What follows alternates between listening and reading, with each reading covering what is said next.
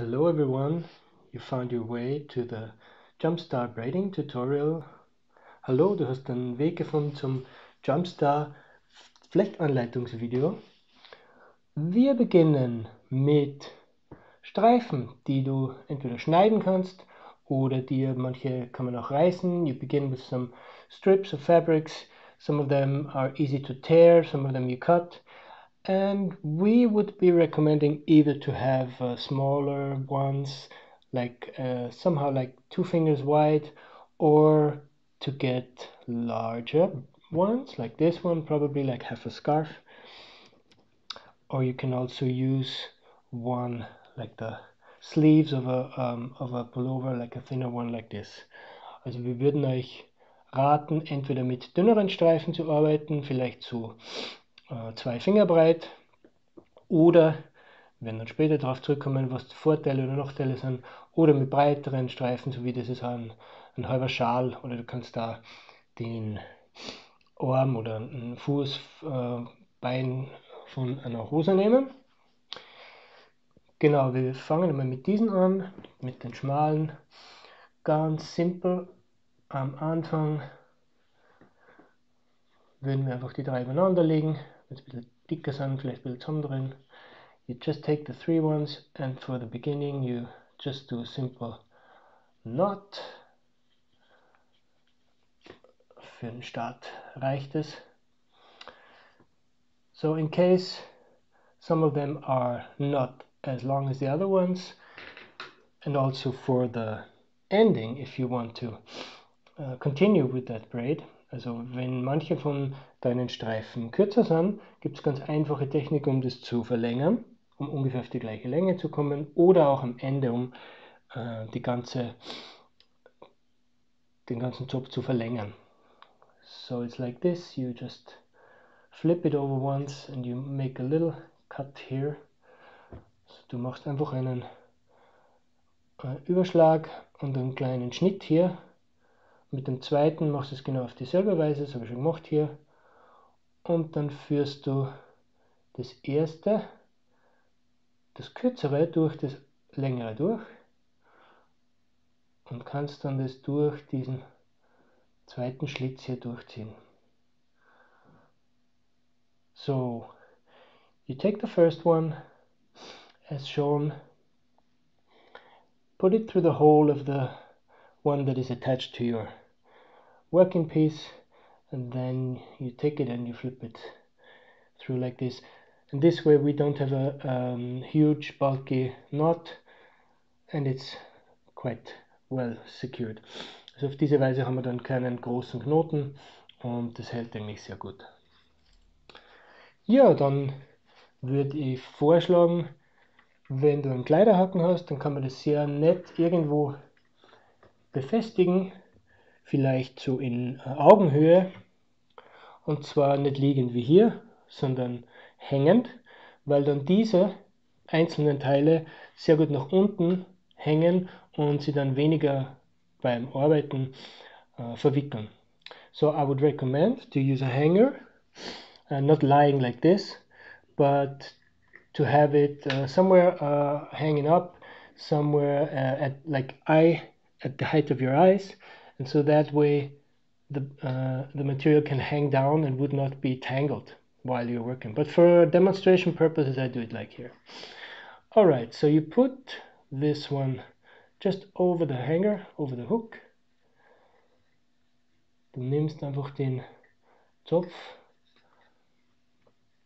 hängst ihn dann auf, und auf diese Weise hat man die Hände frei. So this way you got your hands free.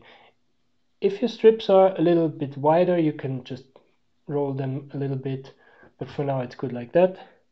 So, wenn die noch etwas größer sind, kann man natürlich die Streifen etwas drehen, um die besser zu handeln. Und nun starten wir immer so, dass wir den äußeren über das mittlere legen. Das ist eigentlich die gleiche Technik, wie wenn man an einer Haarzopf flechtet. Und dann wieder auf die gleiche Weise von links wieder über den mittleren drüber. Von rechts nach links, von links nach rechts. So we start very easily. It's like braiding your hair. We take the outer one put it over the middle one, take the left one, over the middle one. Especially at the beginning, make sure that this is not as loose as this one. This many times it happens when you look at this here, that the beginnings are a little loose, and that's not as tight as here, and that's much more nicer and also stronger. Also am Anfang passiert es oft, dass man hier etwas weniger Druck anwendet, und wir wollen aber schauen, dass es doch sehr schön fest gezopft ist, um einfach da mehr Druck drauf zu bringen und eigentlich einen schöneren Zopf zusammenzubringen, der auch mehr Druck aushält nachher im Endeffekt. So we do that. My recommendation is to use either three of the same colors or 3 very different ones. So that looks kind of pretty, but it's up to you, of course. Also mein Vorschlag ist, 3 verschiedene Farben zu nehmen, damit es mehr Kontrast gibt, aber du kannst natürlich genauso gut 3 gleiche Farben nehmen.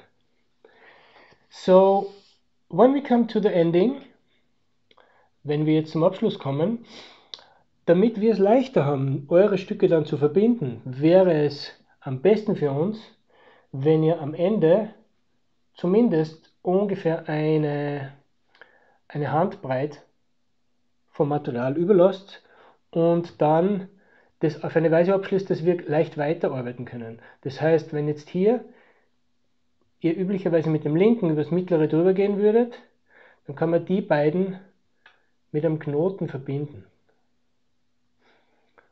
So that means, in the end, to make it easier for us to connect the whole pieces to the next one, it would make sense just to have one simple knot. You take the outer one, as I have shown here, as you would usually do it over the middle one, bring it over the middle one, and you just make a knot here, you just secure it with one knot.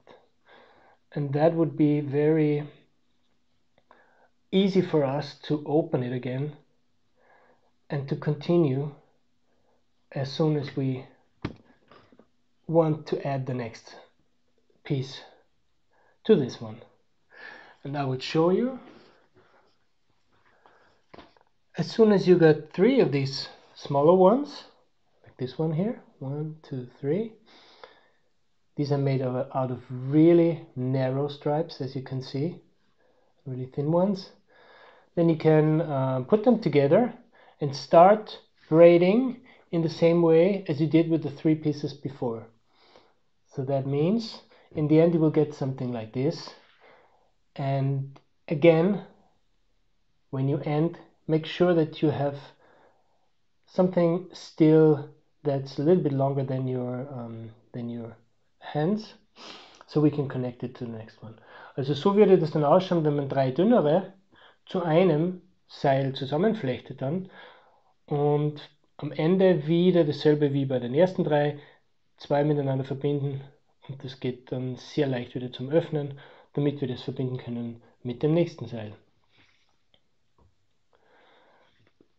Und wenn ihr uns wirklich helfen wollt mit dem Verbinden, unser Start hat so ausgeschaut und das Ende schaut so aus, dann würdet ihr diesen Start nochmal öffnen und auf die gleiche Weise abschließen wie dieses hier. Mit dem kann man weniger leicht anknüpfen als mit dem.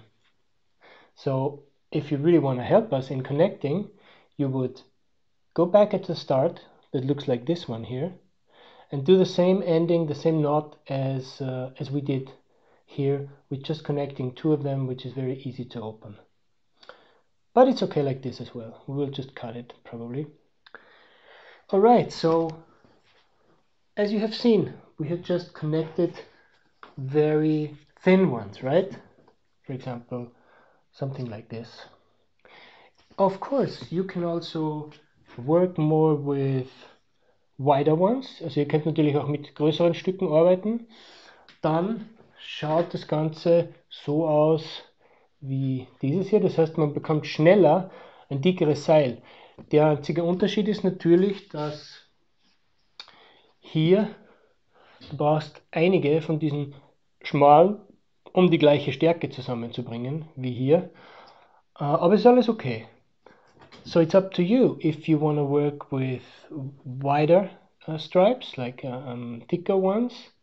So you would be having a result immediately that would be more like this rope that we were looking for. Or you can of course choose to work with the ones that we have shown you before. In the end, what we're looking for is something like this, strongly. And if you choose to work with those wider ones, these might look like this, right? So we have 3 of them here. And if you work with these, it makes sense to probably cut them a little bit. And there's a slightly different technique I'll show you with this. So when you work with those, it might make sense to even more twist them, especially on these looser ends. You might twist them, and so it's just much easier and it looks much nicer.